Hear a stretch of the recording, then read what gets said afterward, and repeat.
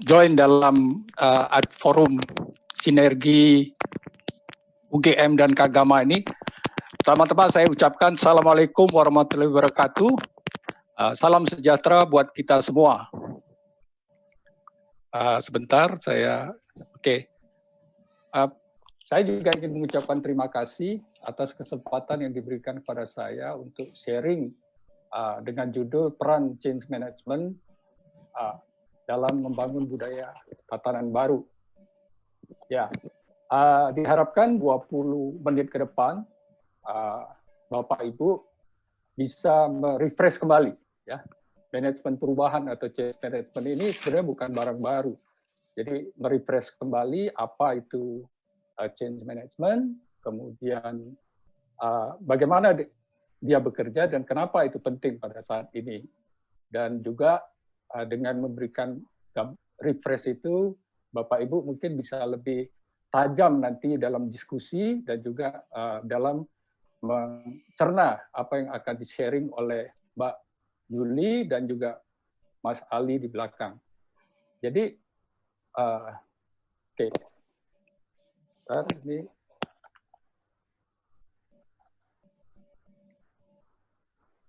bentar, maaf. Oke. Ya. Yun Sewu, saya akan mulai dulu dengan pertanyaan, dengan sebuah pertanyaan, yaitu saya masih oke. Ini sebuah pertanyaan, saya akan awali dengan sebuah pertanyaan. Pertanyaannya gampang, siapa di antara kita yang tidak merasa terganggu dan bingung atau galau atau stres pada saat awal diterapkannya work from home? Ya, ada yang di antara kita tidak galau atau langsung bisa plug and play, banyaknya kita bingung, ya. Bagaimana mengatur waktu, ada waktu untuk menyelesaikan urusan rumah, juga urusan kantor, lalu pada saat yang sama juga pendidikan anak, ya, juga anak-anak juga mulai belajar dari rumah. Jadi ini membingungkan, sangat membingungkan, ya. Dan itu ada yang stres juga, gitu ya. Dan mungkin pertanyaan saya yang kedua adalah, berapa lama kebingungan itu berlangsung? Jadi kita pada saat awal dari work from home kita bingung, ya kita nggak tahu gimana melakukan online meeting, online coordination, ya. Lalu kalau tanda tangan gimana, ya tanda tangannya belum bisa tanda tangan digital, harus tanda tangan basah. Ini semua membawa kebingungan. Dan bisa berapa lama? Nah, saya mau tanya juga, apakah saat ini teman-teman dalam work from home juga sudah mulai settle? Ya. Nah, kita bisa bayangkan kalau sebelum pelaksanaan WFH itu kita semua disiapkan dan dibekali terlebih dahulu, jadi ya dengan informasi atau training tentang bagaimana time management, urusan rumah tangga, uruskan kantor gimana, bagaimana koordinasi online, bagaimana meeting online. Mungkin WFH kita akan lebih indah, ya. Jadi ada persiapan sebelum WFH. Nah, itulah sebenarnya peran dari change management. Jadi peran change management itu mengantisipasi sehingga kita siapkan orang-orang untuk berubah. Jadi kalau kita lihat judulnya adalah proses sistematik mempersiapkan, membekali individu, kelompok, atau organisasi sehingga mampu beradaptasi terhadap beragam perubahan yang dicanangkan. Nah, mengapa dia harus di-manage? Ya, jadi individu dalam memasuki beradaptasi terhadap perubahan itu ada satu masa di mana dia dihadapkan ketidakmampuan dia untuk mengatasi perubahan-perubahan itu. Nah, jadi ada semacam lembah, ya, secara teori itu disebut Valley of Despair. Jadi saya mengatakan itu adalah kubangan putusasaan, ya, frustrasi di situ, di mana kita bingung melakukan itu. Dan kalau kita lakukan ini, change management membantu kita untuk cepat keluar dari kubangan itu. Jadi jangan berlama-lama di kubangan itu, karena makin lama ya efeknya juga makin banyak ya terhadap individu maupun terhadap organisasi. Jadi intinya peran dari change management itu adalah mempercepat akselerasi dan sekaligus mengurangi konsekuensi-konsekuensi yang negatif. Ya, ini chart ini menunjukkan yang orange itu adalah inisiatif dengan manajemen perubahan, sedangkan yang biru itu tanpa manajemen perubahan. Jadi kita bisa lihat dampaknya seperti itu. Dan siklus ini adalah selalu terjadi, bukan hanya terhadap yang tidak enak, ya, seperti work from home itu kan mendadak. Ya. Tapi bisa sesuatu yang kita anggap baik pun, itu masih ada siklus ini. Saya ambil contoh salah satu klien kita, itu perusahaan family. Oh ya maaf, saya lebih banyak bergerak di perusahaan, di corporate. Ya. Jadi saya contoh saya mungkin lebih banyak di corporate. Nah ini perusahaan ini adalah perusahaan family yang memutuskan untuk going profesional. Jadi artinya mulai mau memasukkan orang-orang di luar keluarga di posisi-posisi direkturnya. Nah untuk itu mereka memutuskan untuk menyediakan satu program. Jadi masing-masing manajer yang mereka anggap talent itu diberi professional coach dari luar yang dibayar mahal juga. Jadi bayangkan setiap manajer dapat professional coach. Dan setelah itu ya ini program otomatis kan bagus. Siapa yang tidak mau dapat professional coach? Setelah diterapkan, ternyata apa yang terjadi? Si professional coach yang dari luar ini mendapatkan kesulitan untuk membuat jadwal dengan para manajer ini. Terjadi kesulitan gitu ya. Dan juga kalau ketemu mereka umumnya bicaranya pendek-pendek gitu. Jadi program ini dianggap gagal. Setelah dicoba 3 bulan ternyata tidak efektif. Nah setelah diteliti kenapa hal itu terjadi, karena ternyata manajer itu menganggap bahwa professional coach ini adalah fungsinya memata-matai untuk mencari kelemahan-kelemahan mereka gitu. Sehingga mereka menutup diri. Nah, itu adalah satu siklus kita sebut tadi, ya, kubangan kegalauan tadi. Sehingga untuk program yang tadinya kita anggap bagus pun masih terjadi kubangan tersebut. Jadi orangnya belum siap, tidak disiapkan. Jadi, nah oleh sebab itu kita perlu melihat bagaimana change management itu bekerja, gitu ya. Jadi tujuannya adalah mempercepat orang keluar dari kubangan itu sehingga dia siap untuk mengambil satu perubahan. Nah, framework ini banyak ya. Jadi sekarang sudah banyak framework dari misalnya Kotter 8 langkah change management, itu sangat klasik. McKinsey juga punya, dan kami terbiasa dengan menggunakan model ini. Jadi adopt, adapt, adapt. Jadi adopt the new idea, adapt to the new behavior, adapt to the new normal. Jadi kalau kita lihat di sini, adopt, adapt itu seperti peristiwa fisika, ya. Jadi seperti cara kerja tukang besi, pandai besi, ya, yang menempa besi untuk dibentuk apakah itu jadi pisau, pedang, atau keris, ya. Jadi adopt itu adalah dalam change management, adopt itu adalah proses seperti di fisika itu membuat si besi itu menjadi lembut, dimuaikan sehingga dia lebih gampang ditempa. Nah, itu adapt.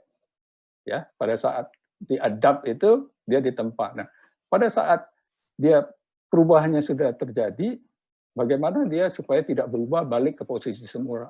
Nah, itu adalah adapt. Jadi, nah, 3 cycle ini kita bisa gunakan 3 cycle ini dalam memanage change kita. Jadi kalau tadi contoh perusahaan keluarga tadi, adopt-nya tidak terjadi itu. Jadi para manajer itu tidak tahu kenapa dia diberi professional coach untuk apa, ya, sehingga dia juga tidak eager. Jadi akhirnya program itu tidak masuk bisa ke adapt, ya, apalagi sampai ke addict. Nah, kita melihat bahwa ketiga proses ini ada pemuaian, ya, di adopt itu si individu perlu sadar, perlu menyadari, awareness. Kenapa sih dia harus berubah? Apa sih kejadiannya? Perubahan apa yang sedang terjadi? Nah, kemudian dia juga mulai menghargai perubahan. Jadi dia juga memahami, oh, saya ternyata sekarang ada pandemi seperti ini. Saya harus berubah, harus menggunakan masker, ya. Dan dia bersemangat, ya, appreciate dia terhadap perubahan itu dan bersemangat untuk menyetujuinya. Nah, dari situ baru bisa dia mulai berpikir gimana membentuk behavior-nya. Jadi kalau adopt itu dia belum menyetujui untuk berpartisipasi terhadap perubahan itu, kita sulit sekali masuk ke adapt. Adapt itu sudah lebih detail bagaimana membentuk perilaku-perilaku. Jadi perilaku-perilaku yang dituntut itu apa? Jadi ada akomodasi dan asimilasi di situ. Nah, setelah terjadi akomodasi dan asimilasi, behavior-nya sudah keluar, orang akan mencapai tahap dia mulai fasih dengan behavior barunya. Dia mulai terampil dengan behavior barunya, konsisten melakukannya. Sehingga terjadilah pola new normal yang baru, ya, di mana di situ ada dia lebih fleksibel, dia juga konsisten dan cukup konsisten untuk mengatasi beradaptasi, melakukan perubahan-perubahan lain. Lalu secara afirmasi juga untuk mengukuhkan supaya tidak berubah lagi ke posisi semula. Nah, adapt ini masing-masing mempunyai isu, ya, isu. Jadi pada tahap adopt itu isunya adalah apakah yang bersangkutan itu paham, mempunyai informasi yang tepat tentang perubahan apa yang sedang terjadi. Kalau kita lihat tadi ya, presentasi dari Bu Wening juga mengatakan informasinya. Jadi mengapa dia harus berubah? Dan dia setuju nggak dengan perubahan itu? Dan apa resikonya kalau dia tidak berubah? Kalau dia berubah, apa untungnya? What is in it for me? Resikonya apa? Dan yang paling penting adalah, apakah orang lain juga berpikir seperti itu?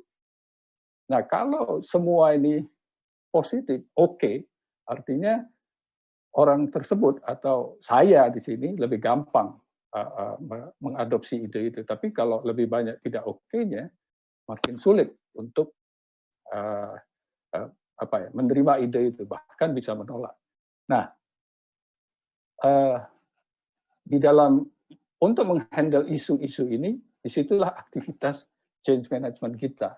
Jadi aktivitas untuk memberikan informasi yang bisa dilakukan adalah komunikasi, ya. Kemudian untuk membuat lihat orang lain juga melakukan hal sama, mungkin ada law enforcement yang perlu dilakukan. Jadi aktivitas-aktivitas change management untuk membuat si yang bersangkutan bisa memutuskan untuk berubah dan juga menyadari kenapa dia perlu berubah. Nah, di dalam adapt juga begitu, ya. Tahap adapt sama. Jadi akan melihat pola perilakunya apa saja yang perlu dilakukan. Jadi pada adapt itu mulai terjadi new behavior. Jadi di sini ada gap. Untuk melakukan perubahan itu, pola pikir dan sikap perilaku yang harus saya tanggulangi, harus saya ubah yang mana? Berapa besar perubahannya? Kemudian apakah ada alat bantu, ada contoh, ada tolak ukur yang bisa saya pakai? Nah, biasanya aktivitas change management di sini adalah pelatihan atau coaching atau pendampingan. Nah, supaya bisa lebih cepat untuk berubah. Nah, resikonya juga. Resiko kalau artinya apakah resiko tidak berubah langsung terasa? Artinya begini, kalau kita lihat, kalau saya ikut berkerumun, saya tidak mematuhi, saya tidak pakai masker, dan saya ikut kerumunan, apakah itu langsung kena? Nah, itu juga akan mempercepat proses kita untuk segera membentuk perilaku baru. 5 menit lagi ya. Adaptasinya bisa. Oke, begitu juga adapt. Jadi saya langsung saja. Jadi dalam 3 hal ini, adapt ini ada isu-isu yang harus kita resolve. Nah, cara resolve-nya adalah dengan menggunakan tadi alat-alat change management. Ini saya kira standar ya. Jadi untuk mempercepat orang adapt itu kita bisa ya strategi komunikasinya gimana, siapa target audiensnya, isi pesannya apa, timingnya apa. Nah, pembawa pesan ini juga penting karena ini membawa trust ya. Sponsorship, kemudian training, coaching, pengelolaan resistensi itu yang bisa jadi pilihan. Nah, saya ingin dari keempat ini saya ingin share, saya ingin menjelaskan lebih dalam sponsorship. Jadi sponsorship ini dalam manajemen perubahan itu penting sekali. Karena sponsorship itu adalah leadership. Sponsor itu adalah orang yang paling bertanggung jawab dalam sebuah program perubahan. Jadi dia harus hadir di sepanjang program itu. Jadi si para pelaku, orang yang melaksanakan perubahan itu ingin juga melihat keberadaan sponsor itu ya, hadir di sepanjang program. Seringkali para leader, ya, sponsor itu hanya muncul pada saat kick off saja. Ya, di belakangnya nggak muncul lagi. Itu yang harus dilakukan oleh sponsor. Kemudian sponsor juga harus melakukan koalisi. Ya, koalisi di mana dia harus berbicara, melakukan koalisi dengan para pemangku kepentingan. Jadi artinya orang-orang yang punya power tapi belum mendukung program kita. Nah, itu adalah koalisi yang harus dilakukan oleh sponsor. Nah, dalam change management, ini bisa didesain. Jadi sehingga kita tidak perlu tergantung pada gaya kebiasaan dari pemimpin. Ya, karena masing-masing gayanya beda-beda seorang pemimpin. Dalam change management kita bisa rancang. Jadi ada agenda calendar of event-nya. Itu kaitannya dengan sponsor. Nah, dalam kita melihat satu perubahan, tools mana yang mau kita pakai itu tergantung pada risk, ya. Jadi resiko dari masing-masing program itu. Ternyata satu program itu kita harus evaluasi, kita harus analisa resikonya. Seberapa besar resikonya untuk gagal gitu ya. Jadi misalnya kita lihat, pertama lihat perubahan kita ini besar apa kecil. Dalam arti itu melibatkan cuma sebagian orang atau banyak orang atau seluruh organisasi, seluruh masyarakat. Nah, itu besar. Ya. Nah, kemudian organisasinya itu gampang diajak berubah nggak? Masyarakatnya gampang nggak diajak berubah? Nah, itu ready to change or not ready to change. Kalau dia not ready to change dan magnitude-nya besar, itu berarti high risk. Komunikasi harus intensif. Sponsorship harus intensif juga. Ya. Begitu juga training, coaching, dan juga law of enforcement-nya juga harus intensif juga. Dari there is no single strategy for all.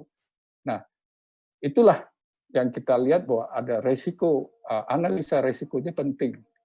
Seringkali analisa resiko ini tidak kita lakukan secara mendalam. Seperti tadi contoh perusahaan keluarga, mereka berpikir bahwa ini program bagus, kalau dikasih profesional coach, siapa yang nggak mau? Tapi ternyata ya responnya tidak sama gitu.